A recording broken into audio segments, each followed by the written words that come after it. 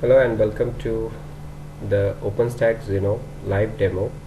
Here you can see that we already have our horizon dashboard up and running, and my control IP is 192.168.1.100.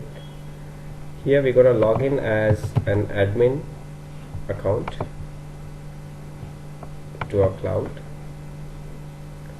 The first screen which comes up once you log into the horizon dashboard on today's Openstack Juno is the usage summary, wherein you can actually, as an administrator, you would like to know that from October 1st to, let's say, November 1st, we want to know the resource usage summary. You can actually go ahead and click on submit and then go ahead and download the CSV summary file.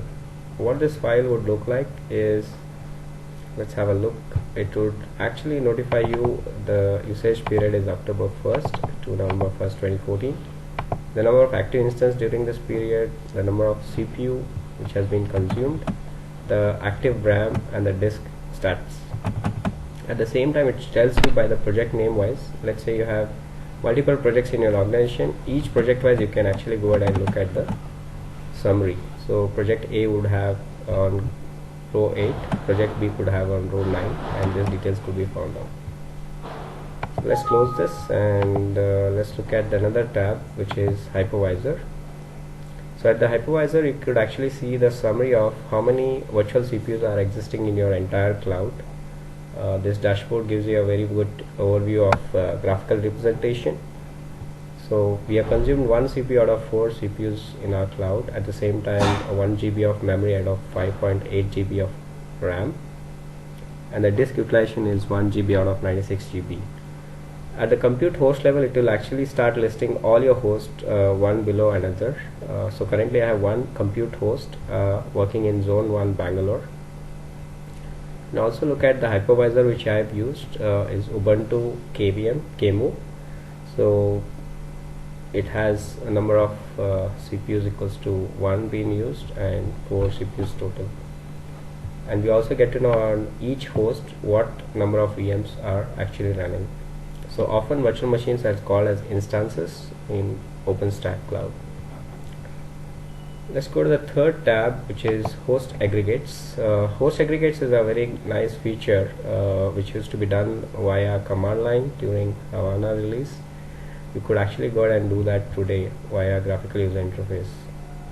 So as you see, I have already a one zone which is zone 1 Bangalore with a name as Bangalore DC.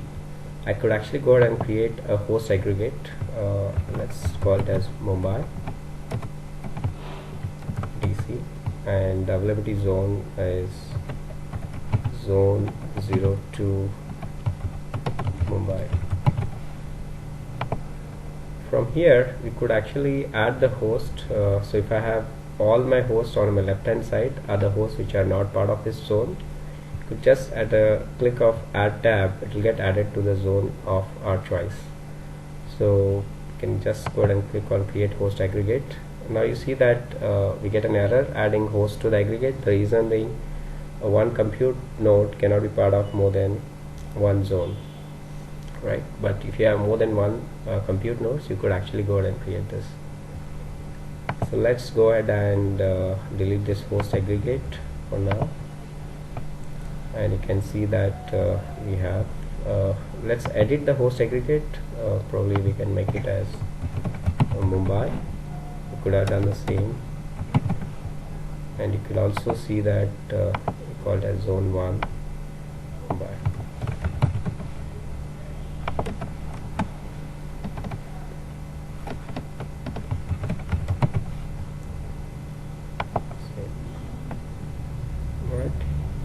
It's more instance tab. In the instances, it shows which project at the first column, what host that project instance is running, and the name of the instance what a consumer has given.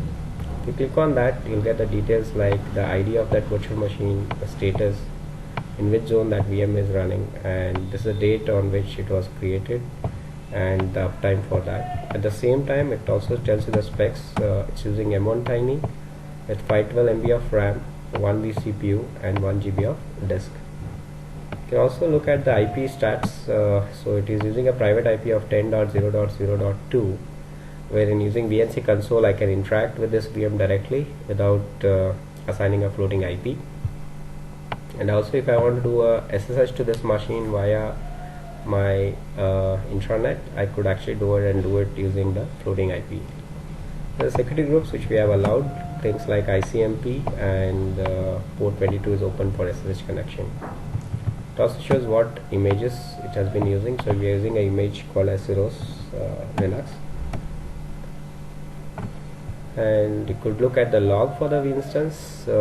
We don't have any right now, and at the console level you could actually look at the console for the virtual machine.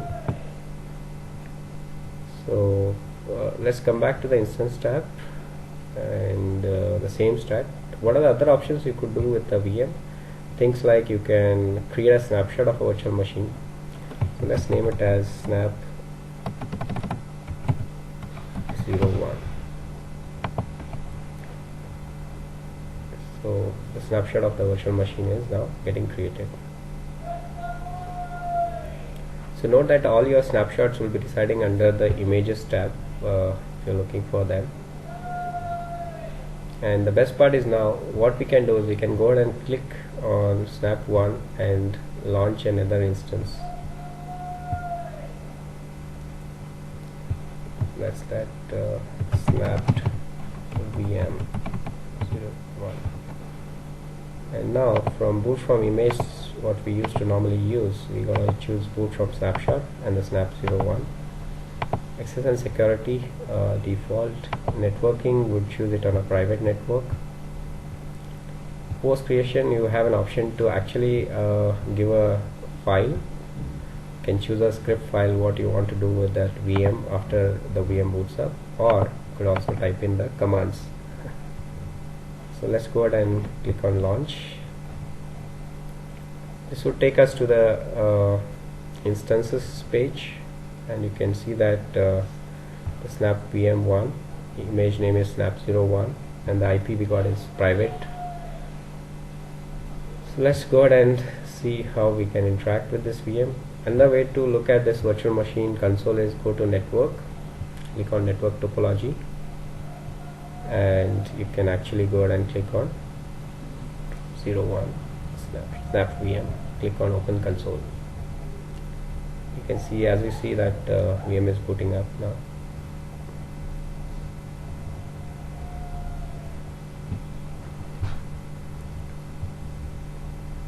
When the VM comes up, let's go back to your computes and instances tab. What other options do we have for a virtual machine? We can actually go ahead and edit a security group, like probably we want to remove this security group and add this a new security group part of it. You can also look at pausing an instance, suspend, or resize an instance. So resize instance is actually a way to add on more CPU or memory to your virtual machine hardware. So right now if you see I'm using M1 tiny flavor, you can actually go ahead and make it M1 small. So if I click on resize, what would happen is it will take time, but it will actually get a virtual machine hardware of 1 CPU and 20 GB of RAM. 1 CPU and 20 GB of hard drive instead of 1 CPU 1 GB of hard disk. Another option you could also do is soft reboot of an instance or shut off your instance and rebuild the instances. So let's see if we have got the console for a new VM which we launched. We remember that we named it as snapped VM01. Let's click on open console. Yeah, there we go. We got the image OS running.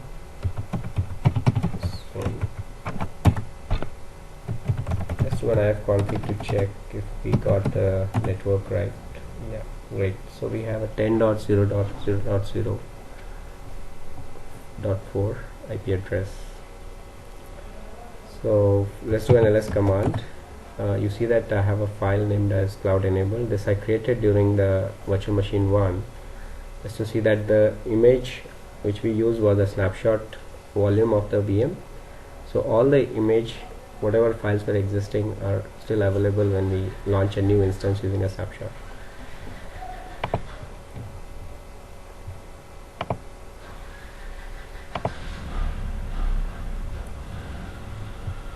Let's go back to the account. So let's go back to volumes. So here we have a tab for volumes which have been created. We have volume types and the volume snapshots. So let's go ahead and create a new volume type. Let's say SSD. So we can understand this in a better way when we talk about logging in the consumer there. Can create a new volume type. Maybe I have a SATA hard drive based volumes. I can create those so that consumer can use SSD or SATA, or I could also go ahead and create a 15K RPM. Let's go to the volume snapshots. So we don't have any snapshot as of now as we have not created them. So flavors, so these are all the flavors what by default OpenStack configures. You see that we have 5 flavor IDs. Let's go ahead and create a new flavor. Let's call it as Cloud Platinum Offer.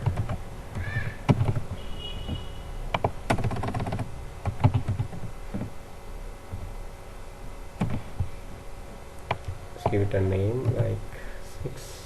Number of virtual CPUs equals to 12. Let's give it 10,000 MB of RAM, or probably 100 gig of disk, 0 ephemeral and swap disk. Let's create the flavor. Right, so we got the flavor ready. So let's log in as a consumer in shortly and see that whether the user is able to see this particular flavor.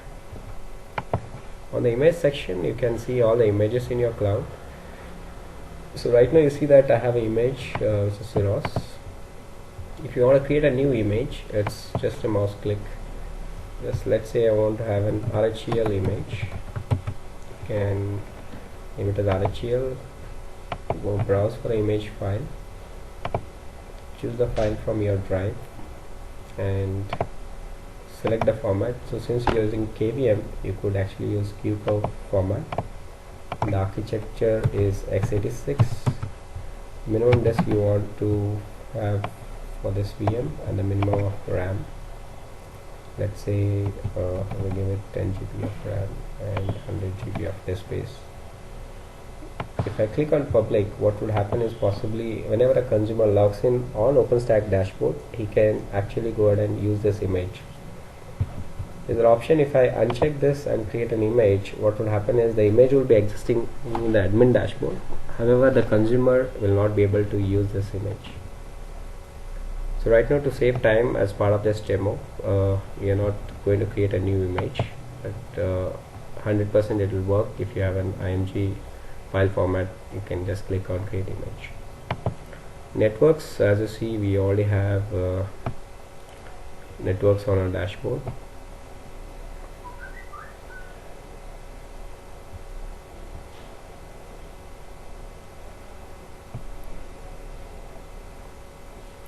We have two networks, private network with a subnet of 10.0.0.0/24, and we also have a floating IP pool, a public network which can be used by the consumer. Routers, we have one router created for our network, and there's a default section. This actually shows up the default quota for the users, what they can use. So like things like server groups. So let's update this defaults. Right now if you look at the default is consumer can launch up to 10 instances. Maybe for your sales and department you want to restrict them to 5 instances only. Just go ahead and make it 5, and you want them not to take more than 5 volume snapshots and not create more than 5 volumes. Just go ahead and do this update defaults. The very last tab and very critical for an administrator is to look at what service are running. So these are all the service which are enabled on this cloud, and they're using all the private IPs for services. we have compute services to check. We have all the NOAA service running and the NOAA compute. Since I have only one, it is listing one NOAA compute. This would be multiples of them, and you have multiple compute nodes. This is a new addition in Openstack Juno, where you can look at the block storage services on the dashboard, whether they are up and running or not. So right now we don't have any issue with the cloud. The Cinder scheduler and the Cinder volume is running. And network agents, we have the L3 agent, which gives you routing capabilities for your customers to access internet for the VMs, and metadata agent, DHCP agent, and the Open vSwitch agent.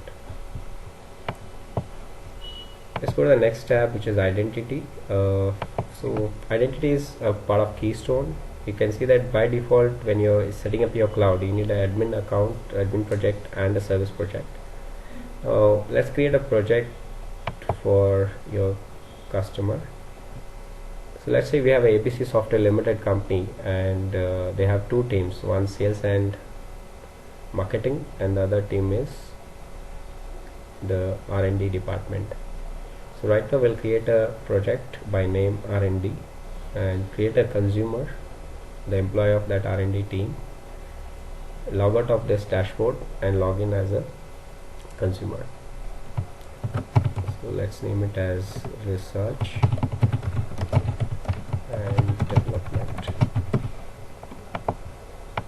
So project members, you could actually add the project members here, because these are all the services. Just we don't not add this, and also set up quotas. So quota for this R&D department, you want to make it as 10 vCPU, possibly you want to name it 10 instances, and up to 10 volumes and 10 snapshots all allowed. You can also limit on how many networks, which is L2 networks, the private CIDR they can create. Let's limit it to 20.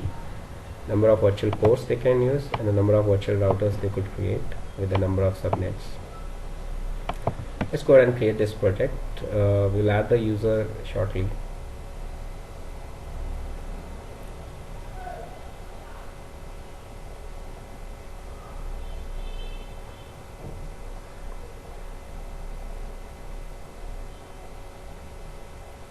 This will take a while, so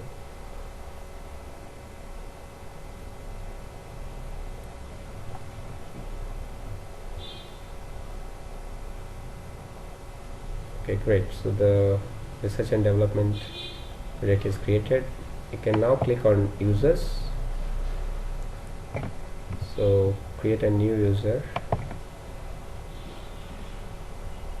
Let's name it as, say, Anil. Anil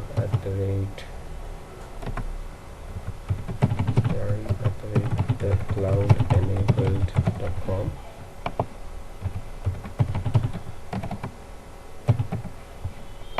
Password super secret.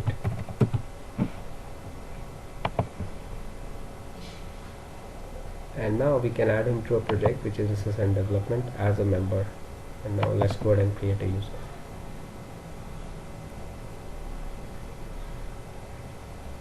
Great, excellent. So now that we have created a user, let's sign out and log in as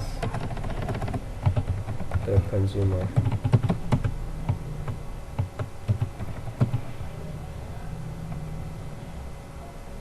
So now we're gonna see the dashboard of an user shortly.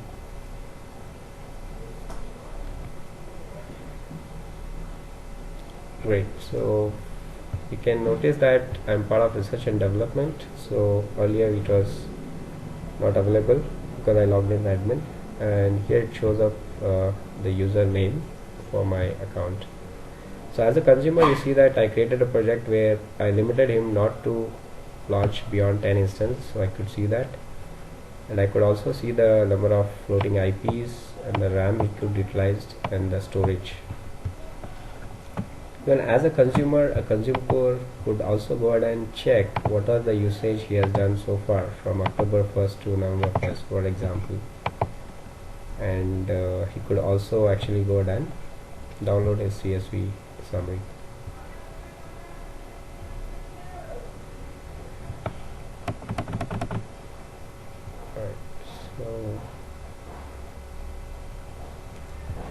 go to instance tab, you would see that there will be 0 instances. The reason being, we logged in the admin account where we had 2 instances running.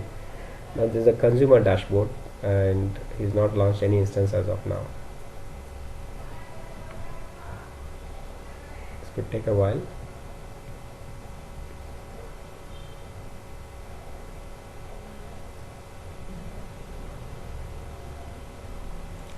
Okay. Now we can see that you have an option called as launch instance tab,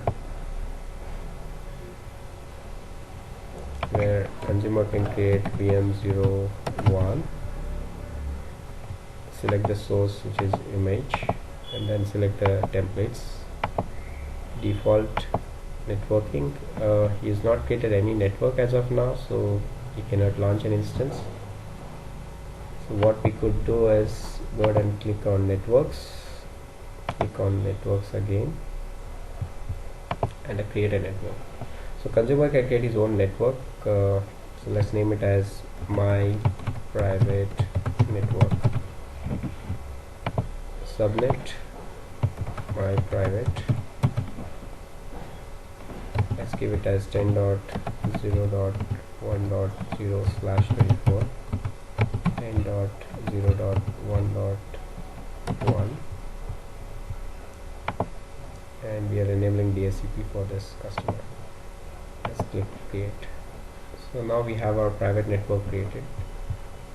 So let's go back and click on compute tab, instances, and launch instance.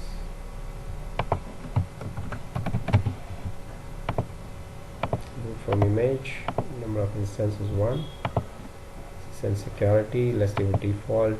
Now you can see that my private network has come up. I can click on launch instance. So the launch instance is success, it's spawning. And also look at the network topology. You can see that I have a private network, and I click on open console here. So VM is booting up. We should shortly be able to log into this virtual machine.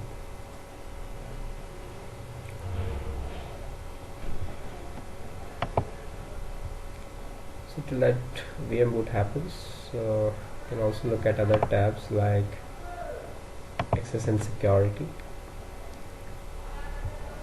So here is where we have the security groups, where we can click on manage rules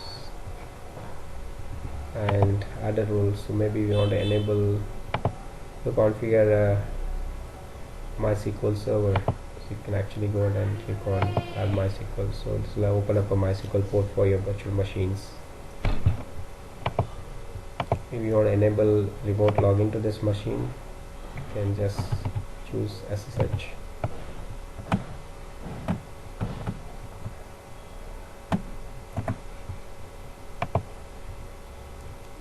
Alright, and click on access and security. So this is a key pair. Sounds familiar for people who have been using Amazon. And create a new key pair, my first key. So this will download a PEM file, which is used for authenticating your login to the virtual machine. We have a floating IP. So as you see that the virtual machine I created was on 10.0.1.0/24 network, which I cannot access via SSH. So there's an option to create a floating IP.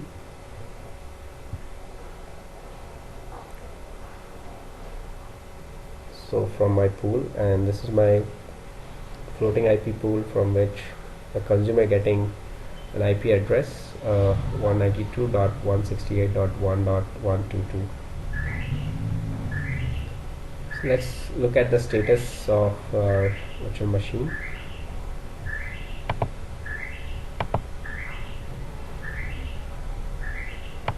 So open console.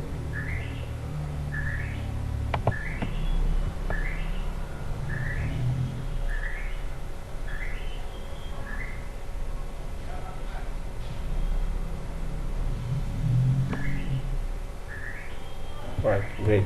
So we have the VM,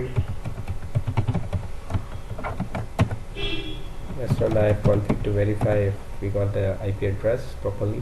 Yeah, so great. So we got a 10.0.1.2 IP address for this VM. Right now if I try to ping google.com, it will not be able to, right? The main reason, we don't have a router connecting our subnet of private to a public network for the cloud. Basically could do an operation like vi cloud, creating a file, entering some content, save and exit, yes, right? So let's go back and to our instance tab. As a consumer, he could actually shut down the VM or terminate the instance. So let's terminate this instance for now.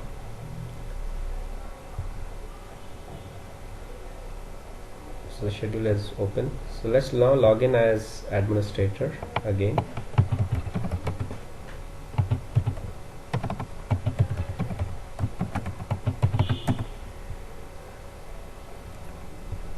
So you can see that the research and development is come up here. So let's look at the summary of this usage.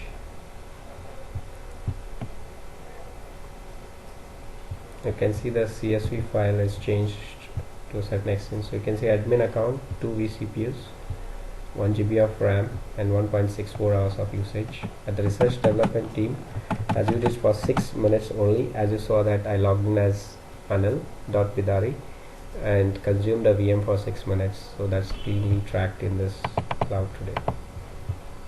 So based on this, you could actually go ahead and charge back your customers if you're not doing private clouds. Let's go to the hypervisors. You can still see that the 2 instances which have been used. So the last step for our cloud is to go ahead and create a floating IP and try to connect. Let's go to admin account, instances. So you can see I have 2 virtual machines. Virtual machine 1 already has a floating IP, so you don't have to select this. Now let's go ahead and create a floating IP for our 10.0.0.4 virtual machine. Click on access and security. Allocate an IP to project. So we'll allocate a new IP address. So that's 1.123. Now we're gonna click on associate. Select a port. Now we're gonna associate this VM IP address 10.0.0.4 and click on associate. So great. So now we got the virtual machine IP address associated with the floating IP. Let's open up a PuTTY session.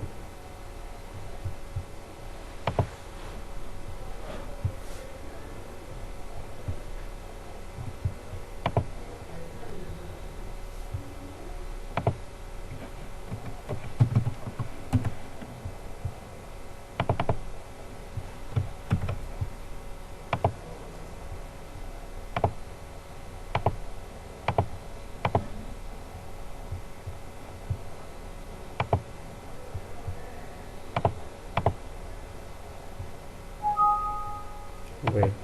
So we have to log in. Siros subsn smiley.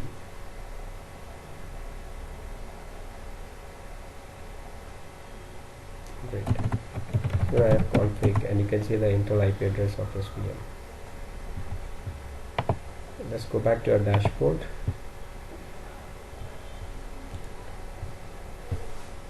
Excellent. So we are almost through with our demo. Let's click on the routers, and you could actually see the router ID as well. And this is my floating IP pools, what I've been using for. Thanks for watching this video. My name is Anil Bidari, founder and CEO of Cloud Enabled, Bangalore. You can find our information on www.cloudenabled.in. We do OpenStack consulting and implementation, as well as on training we can do a OpenStack foundation level training right up to expert level training on OpenStack. This is our website where you could find us. These are our phone contact numbers for India if you would want to reach out for any consulting and training engagements. You can also visit our blogs for different video links and links for configuring different services. Right, so we'll have more posts coming on OpenStack on this blog. It is thecloudenable.com/blog.